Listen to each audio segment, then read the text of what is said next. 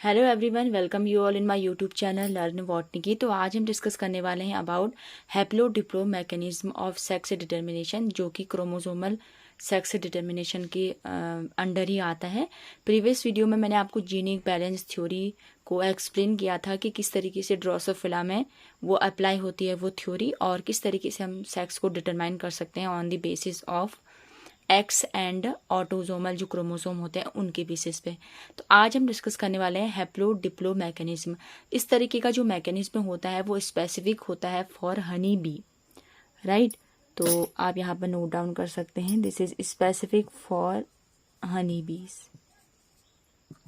ये जो मैकेनिज्म है वो हनी बीज में देखने को मिलेगा।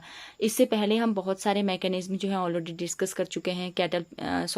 हमने ग्रास हॉपर में डिस्कस किया था, बग्स वगैरह में, और किस तरीके से बर्ड्स में, ह्यूमंस में। तो आज हम डिस्कस करने वाले हैं हनी बीज। तो हनी बीज बेसिकली इसका कमर्शियली प्रोडक्शन किया जाता है, प्रोडक्शन ऑफ हनी इससे किया जाता है, इस वजह से इसका नाम भी हनी बी है। So let's see.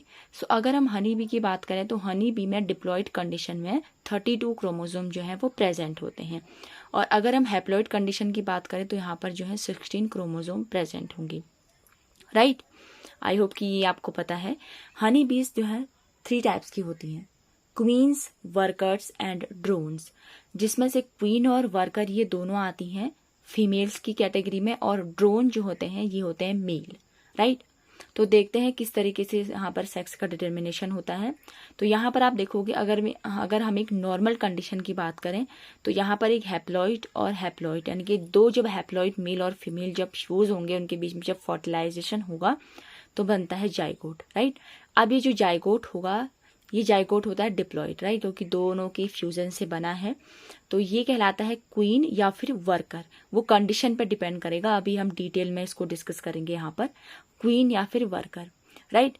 और यहाँ पर अगर कभी कभी क्या होता है कि इन केस ऑफ हनी बीज कि यहाँ पर जो हैप्लॉइड जो क्रोमोसोम है, यानी कि हैप्लॉइड का मतलब आप समझ रहे होंगे कि यहाँ पर जो क्रोमोसोम का नंबर है वो 16 होगा, राइट। तो कभी कभी क्या होता है कि जो हनी बीज में जो हैप्लॉइड क्रोमोसोम है वो विदाउट फर्टिलाइजेशन के, राइट, यानी कि डायरेक्टली बिना फर्टिलाइजेशन के जो है वो कन्वर्ट हो जाते हैं ड्रोन में। यानी कि इस प्रोसेस में क्या होगा, जब बिना फर्टिलाइजेशन के डायरेक्ट कन्वर्जन हो जाएगा तो उस कंडीशन को हम कहते हैं मेल ड्रोन। ये क्या होते हैं, स्टेराइल होते हैं, right. So these are sterile.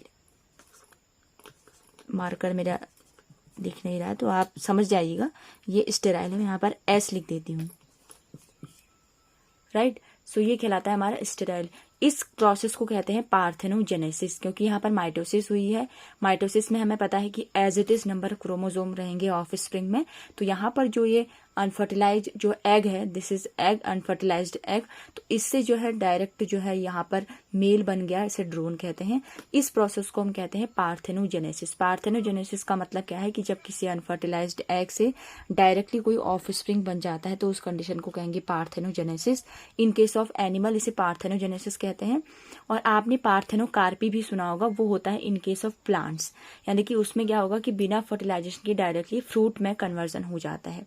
तो यहाँ पर हमारा ये कॉन्सेप्ट भी क्लियर हुआ है। अब हम एक डिटेल इसका क्रॉस देख लेते हैं। ये एक शॉर्ट फॉर्म था ये, और ये आपको कंप्लीट जो है मैं आपको एक्सप्लेन करूंगी।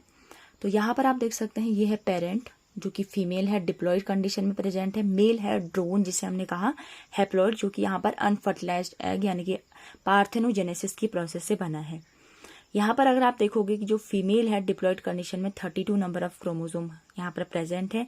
जब यहाँ पर मियोसिस की प्रोसेस होगी तो हाफ क्रोमोसोम हो जाता है, यानी कि ये हो गया आपका हैप्लॉइड एन और एन, 16 क्रोमोसोम इधर और 16 क्रोमोसोम इधर। अब यहाँ पर दो कंडीशन है, अगर ये 16 क्रोमोसोम यानी कि ये जो एन है हैप्लॉइड, अगर ये डायरेक्टली बिना फर्टिलाइजेशन के कन्वर्जन हो गया इसका यहाँ पर मेल, जिसे हम ड्रोन कहते हैं, तो उस प्रोसेस को हम कहेंगे पार्थेनोजेनेसिस, जो कि अभी हमने यहाँ पर ऑलरेडी डिस्कस किया। सिमिलरली अगर यहाँ पर जो 16 क्रोमोसोम है उनका फर्टिलाइजेशन होता है यहाँ पर विद ये जो मेल ड्रोन है इसके साथ में, जब यहाँ पर फर्टिलाइजेशन होता है तो 32 क्रोमोसोम बनते हैं। तो इस कंडीशन में यहाँ पर ये या तो बनेंगी क्वीन या तो बनेंगी वर्कर। अब यहाँ पर एक चीज आती है क्वीन। क्वीन जो है ये फीड करती है, आपको यहाँ पर ये पॉइंट याद रखना है, रॉयल जेली में। और रॉयल जेली में फीड करके ये क्या बनाती है, हनी बनाती है, राइट। तो क्वीन का होता है, क्योंकि आप एक नॉर्मल तरीके से समझ सकते हैं कि क्वीन यानी कि वो क्वीन है, तो उसका काम क्या होगा कि वो रॉयल जेली में क्या करेगी, फीड करेगी, वहाँ पर फीड करके वो हनी बी बनाती है। लेकिन अगर बाय चांस कभी हनी बी की बाय चांस कभी इस क्वीन की अगर डेथ हो जाए, अगर इस क्वीन की डेथ हो जाती है, मान लीजिए ये कोई क्वीन है, इसकी अगर डेथ हो गई, तो उसके बाद क्या होगा, ये कुछ इस तरीके के केमिकल को सिक्रीट करती है। वो केमिकल जब रिसीव करते हैं ये वर्कर्स, जो वर्कर्स क्या करते हैं, बेसिकली हेल्प करते हैं क्वीन की, क्योंकि वो हेल्पर होते हैं, और फीड करती है क्वीन। तो क्वीन अगर कभी बाय चांस कभी किसी क्वीन की डेथ हो जाए, तो जो अदर जो वर्कर्स होते हैं वो उसको केमिकल को जो सेंस करते हैं, कुछ रिसेप्टर के थ्रू जो उसको रिसीव करते हैं, तो उसके बाद उनको जब सिग्नल मिलता है तो वो उस वर्कर में से एक जो है वो अगेन कोई क्वीन बन जाएंगी, और अगेन वो फीड करके क्या करेगी, प्रोसेस को आगे प्रोसीड करती है। और इस तरीके से क्या होता है, इसमें ही मैकेनिज्म चलता है, क्योंकि इस केस में जो है डिप्लॉयड और हैप्लॉयड दोनों ही कंडीशन आपको देखने को मिलेगी फीमेल्स और मेल्स में। सो इसलिए इसे हम कहते हैं हैप्लो डिप्लॉयड मैकेनिज्म। इस मैकेनिज्म को आप हमेशा ध्यान रखिए, क्योंकि इससे जो है क्वेश्चन हमेशा बनते हैं कि ड्रोन कौन सा होता है, कितने नंबर ऑफ क्रोमोसोम प्रेजेंट होते हैं, और फीमेल्स क्या होती हैं, कौन सी जो है रॉयल जेली पे फीड करती हैं, राइट। तो ये सब क्वेश्चन जो है काफ़ी इंपॉर्टेंट इस टॉपिक से बनते हैं। और अगर आपको वीडियो पसंद आई है तो आप चैनल को सब्सक्राइब कर सकते हैं, और ज़रूर शेयर कीजिएगा अपने फ्रेंड्स के साथ।